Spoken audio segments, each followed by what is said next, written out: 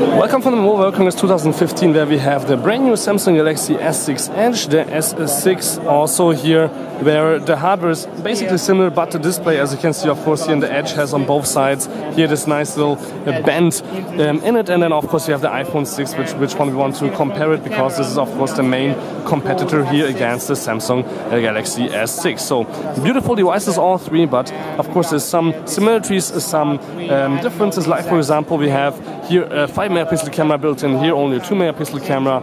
Then the resolution of these screens and the brightness is amazing. We have 2560 x 1440 pixel resolution compared to 1446 x 720 or something like that on the iPhone, so almost half the resolution. Of course these look all quite sharp, and they're also quite quick. We have here 8 cores inside, and here a 2-core processor, but here's 14 nanometer technology for the processor. But all that's not that interesting if you look at the software, because of course that has to be quick, and the camera. So we will take a close look at the camera, and since these have actually basically the same software features, we will almost only look at these two cameras, because these two are the same anyway. But let's first stack them up and look a little bit around the devices, because all of them are now metal, and you can see it here on the bottom that there's some similarities between here the Apple iPhone and the Samsung Galaxy S6. Also, if you look on the side, we have here the on and off switches and nano SIM card slots.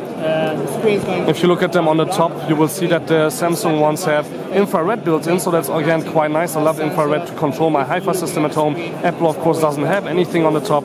And then on the left you can see here that we have the volume rockers, and actually there's only here one little button with which one you can set it to mute on the iPhone, and that's nothing new. So let's flip them all around, so you can see that we have here a metal back cover, which feels really quite amazing, but here we have Gorilla Glass, which is even better, because this won't scratch that easy, and here for example the Apple logo is really easy to scratch usually.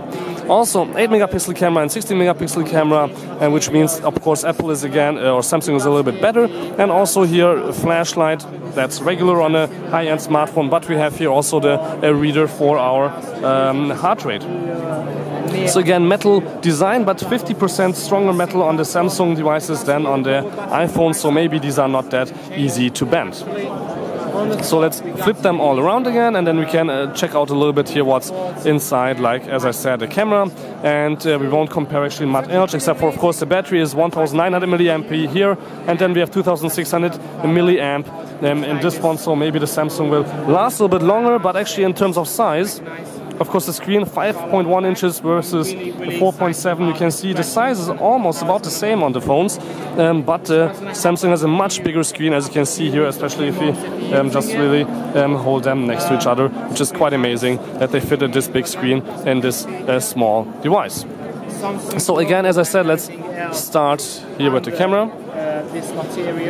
And let's just have something here that we want to take a picture of, and you guys can see already here that the Samsung device on the right is a little bit smaller and has completely different colors than on the left. The wide angle is therefore a little bit better on the iPhone since it's smaller, but I don't know about the color, because it's actually beige here and not white like it says on the iPhone. But we can also turn around the camera and look at ourselves how the front camera looks like.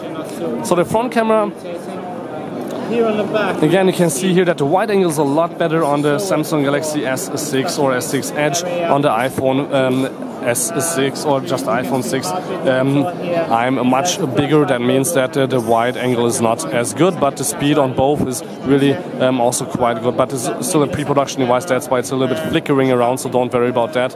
When it will come to market, that won't happen on April 10. So this was my first little comparison here with the Samsung Galaxy S6, S6 Edge, and also the Apple iPhone 6. The next time, please, and again, don't forget to subscribe. There will be a full review coming up, of course, of the new Samsung phones here from the Mobile World Congress 2015. Thank you much for watching, and don't forget to subscribe.